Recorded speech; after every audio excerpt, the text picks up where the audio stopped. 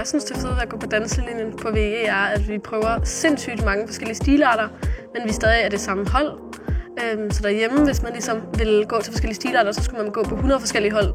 Hvor her så er vi sådan et samlet hold, men vi prøver alt muligt sammen, og det synes jeg er vildt fedt. En dag så er det meget, man går i dybden med moderne, og så en anden dag er det hiphop, så det er sådan, hver træning så er det noget nyt, end hvad man sådan er vant til. Jeg synes, fællesskabet er vildt fedt, fordi det giver en plads til at udvikle sig. Og hvis du har en lidt hård dag, så er det helt okay, du stiller dig op på bagerste række og bare følger lidt med. Men hvis du bare føler dig mega selvsikker og glad en dag, så springer du bare på første række og danser med de andre, og det er vildt fedt.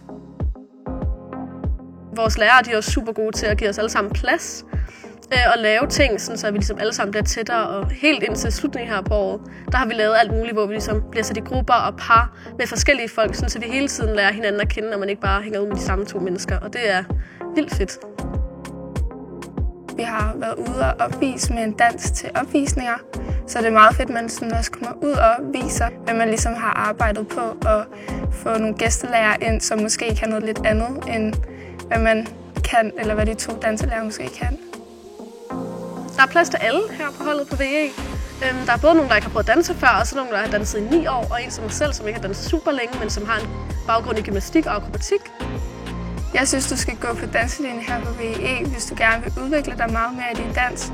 Og også måske, hvis du ikke har prøvet så meget før, og bare gerne vil have en helt vildt god oplevelse med dans.